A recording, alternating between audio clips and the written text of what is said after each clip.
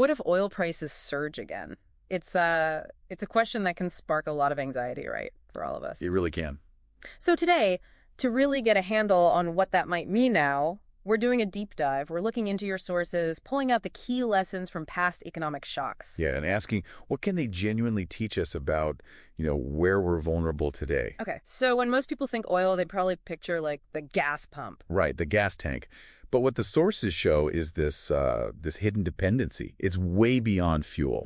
It's critical for plastics, fertilizers for agriculture, petrochemicals. I mean, the list goes on. Wow. Just to give you a sense, back in 2008, U.S. oil consumption alone was almost 5% of GDP, like 4.8%. Nearly 5%. That's huge. It really shows how systemic it is. And that's why an oil shock, a sudden, sharp price jump has historically led to this thing called stagflation. Ah, yes, stagflation, that really damaging mix of what? Slower negative growth, rising unemployment. And high inflation, all hitting at the same time. It's Yeah. nasty. It sounds truly awful.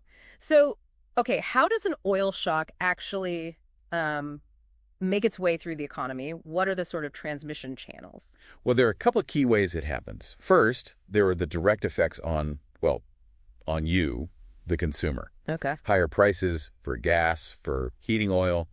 It basically acts like a tax, right? It just shrinks your disposable income.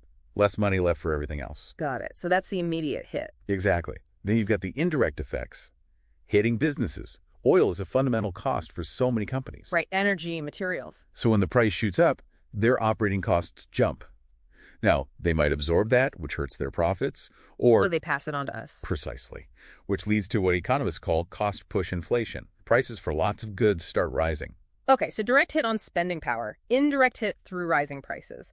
But the sources also talk about something else, the psychological impact. Oh, yeah, that's huge, and sometimes underestimated.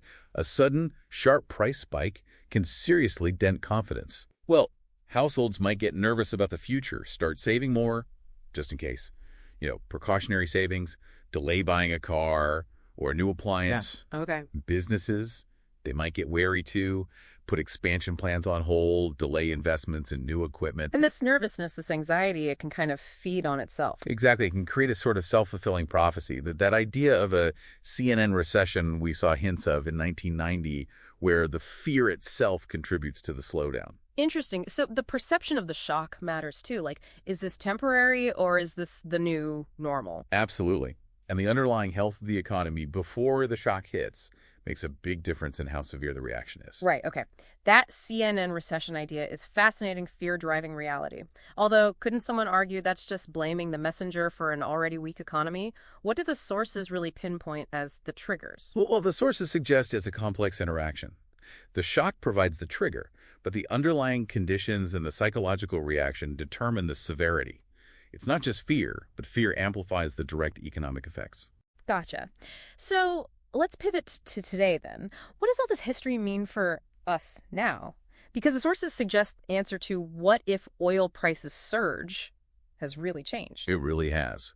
The kind of devastating stagflation we saw in the 1970s, that was a product of like a perfect storm. A perfect storm. How so? You had a much more rigid global economy back then, less flexible. You had a loss of monetary stability, the breakdown of Bretton Woods, central banks struggling, and let's be frank, some policy responses that, in hindsight, weren't ideal. Okay, so the context was very different. Very different. And if you look at the big picture today, economies are generally more flexible. And crucially, we've seen a dramatic fall in energy intensity. The energy intensity, meaning how much energy we use to produce $1 of GDP. We use roughly half the energy per dollar of GDP now compared to 1973. half. That is a massive change. It really puts things in perspective thinking about, the gas lines and the anxiety back then. It's a huge structural shift. Plus, another critical factor, central banks today have much more established credibility in fighting inflation. Right. They're expected to act, and people believe they will. Exactly. That helps anchor inflation expectations and prevents those dangerous wage price spirals that really took hold in the 70s. And let's not forget, the U.S. energy picture itself has changed. Ah, the shale revolution. Right. The U.S. went from being heavily import-dependent to actually becoming a net petroleum exporter. That changes the dynamic significantly. Okay, so more flexible economy, less energy intensive, credible central banks, domestic production. It sounds like we're much better insulated. But are we, totally immune? Well, that's the key point. The systemic threat, that deep, prolonged stagflation that seems largely neutralized Yeah. based on the sources, but immune. No. Significant vulnerabilities definitely persist. Such as? Well, geopolitical instability is a big one. So much oil still comes from volatile regions. Then there's the fact that demand for oil in the short term is pretty inelastic. Meaning we can't just quickly switch to something else if prices spike. Exactly. We're still heavily reliant day to day. And of course, you still have the influence of market players like the OPEC Plus alliance trying to manage supply and prices. So the risk hasn't vanished, it's just changed shape. That's a good way to put it. The risk profile has evolved. It's less about triggering a full-blown macroeconomic meltdown like in the 70s. And more about? More about market volatility, big price swings, foreign policy headaches, and targeted economic pain for specific industries, or perhaps more importantly, for certain households who are more exposed to energy costs. So for you, our listener, it seems the story of oil shocks is really a story of evolution. Evolution in markets, in policy. And in the economy's own ability to adapt over time. It's quite remarkable, actually. Understanding that whole evolutionary path seems crucial for navigating whatever shocks might come next.